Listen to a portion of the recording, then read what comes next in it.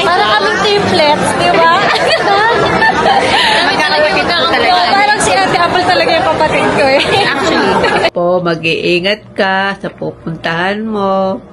Mag-ingat kayo ni mami mo. Huwag mong pababayaan sarili mo. Panibagong pakikisama naman ang gagawin mo doon. Kaya mo yan. Kaya mo yan. Huwag kang susuko para sa kinabukasan nyo. Enjoy ka lang dyan.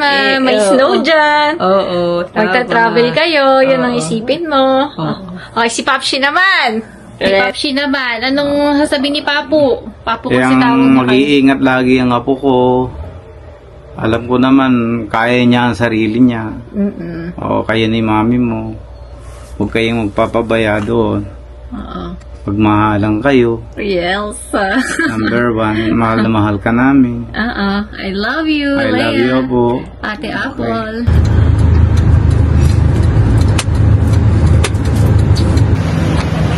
Ayan na kami.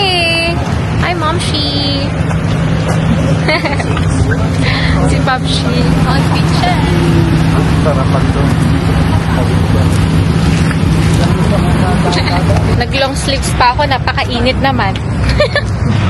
Akala ko, re-recta na kami sa taas.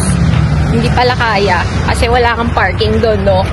So, ayan, lakad tayo sa daanan lang, sasakyan. Masaya pa kami ngayon.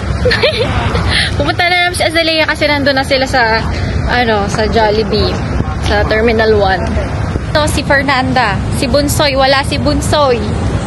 Si Mamsi ang nandito, yung Pilantos. Si Pilantos. Hindi kasi nagsapatos. Minamadali daw kasi siya ni Papshi kanina. Di ba sabi rin na,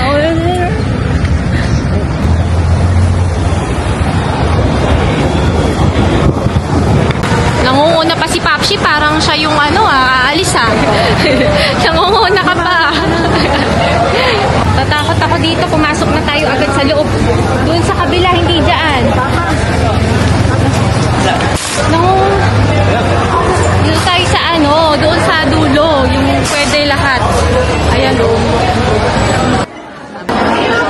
Hindi yan iiyak. Sabi ko sa kanya, huwag ka nang umiyak.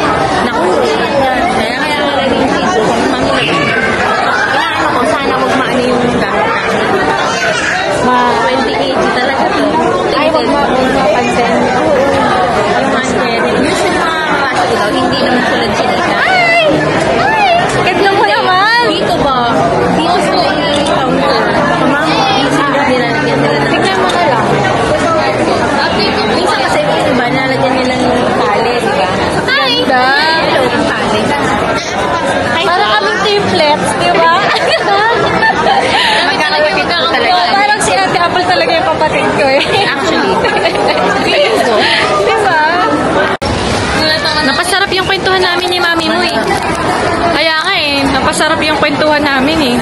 Buti pa si Mamita, binigyan ako ng espasol. Daming tao dito, Bi. Meron ka pang siomay? Mama. Busa rin, mga gutom na gutom. O, di ba sabi ko sa'yo, hindi tayo maiiyak? May yan, may play. Beep ako. Siomay. Wala masyadong kainan dito eh. Siomay. Walang iiyak dito. Walang iiyak? Si daddy mo lang. Anong oras yung nyo? Boarding nyo? Mga 10:30. Mga 10:30. Ano nang nafe-feel mo? Kinakabahan ka ba? Hindi naman. Manhead. Manhead. Dapat sa vlogger. Sa vlogger?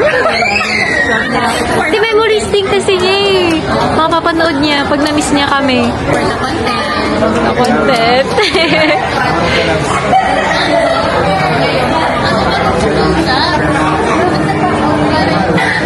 Cute naman nila.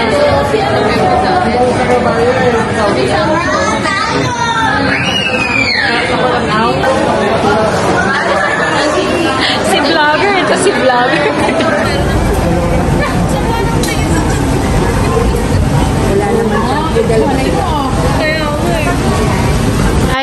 So, nakauwi na kami.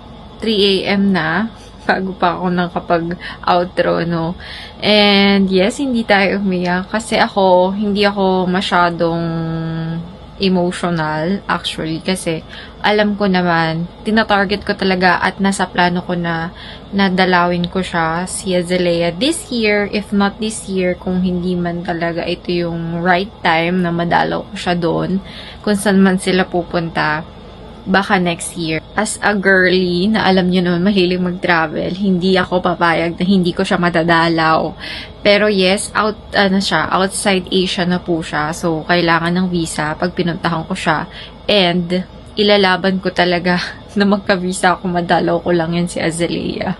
Sa ngayon, hindi ko i-announce kung saan sila. For their privacy na din, syempre. Basta, lagi lang ako nandito ha, si Tita Tet. Love you!